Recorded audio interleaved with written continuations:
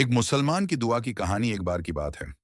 एक छोटे से गांव में एक मुसलमान जिसका नाम यासिर था, वह अल्लाह से दुआ करने के तरीके को लेकर उलझन में था।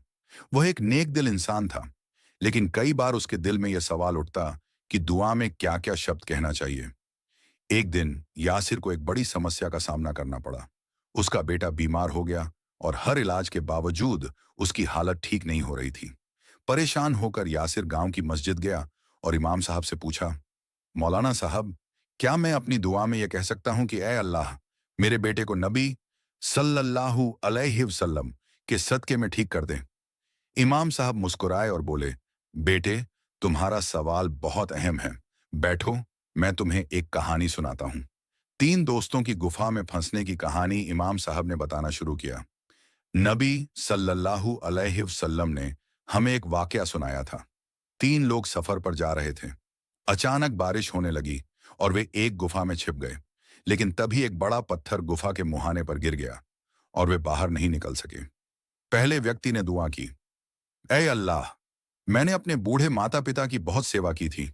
अगर यह काम तेरी खुशी के लिए किया था तो इस पत्थर को हटा दे। दूसरे ने कहा, ऐ अल्लाह, मैंने अपनी जिंदगी में एक बहुत बड़ा गुनाह नहीं किया था, जबकि मेरे पास वह करने का पूरा मौका था। अगर यह तुझसे डर कर किया था तो इस पत्थर को हटा दे। तीसरे ने कहा, ए अल्लाह, मैंने अपने नौकर की मजदूरी रोके बिना उसे वापस दी थी। अगर यह तुझसे डर कर किया था तो इस पत्थर को हटा दे। तीनों की दुआ कबूल हुई और पत्थर हट गया। वे सब सुरक्षित बाहर आ गए।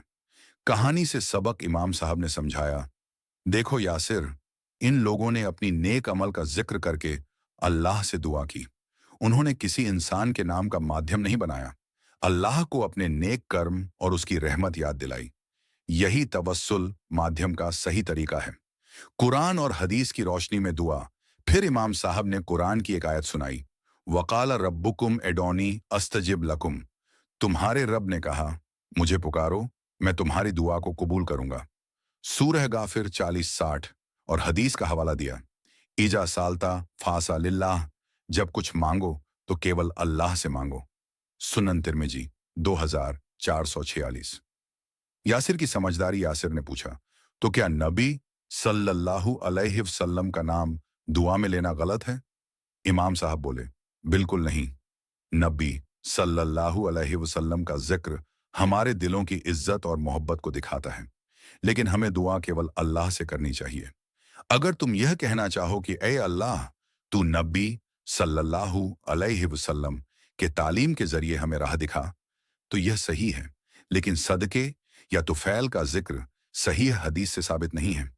यासिर की दुआ। यासिर घर गया और रात को तहज्जुद में अल्लाह के सामने रो रो कर दुआ की, या अल्लाह, तू रहमान और रहीम है, तू सबसे बड़ा शिफा देने वाला है। मेरे बेटे को अपनी रहमत से ठीक कर दे। कुछ ही दिनों में उसका बेटा ठीक हो गया।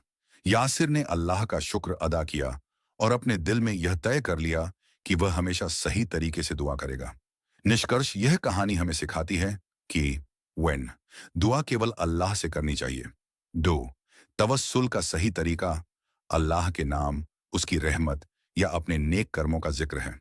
3. नबी सल्लल्लाहु अलैहि वसल्लम से मोहब्बत हमारी ईमान का हिस्सा है, लेकिन दुआ में उनका सदका या तुफैल कहना सही हदीस से साबित नहीं है। अल्लाह से हमेशा सीधे और दिल से दुआ करें, वह जरूर सुनता है।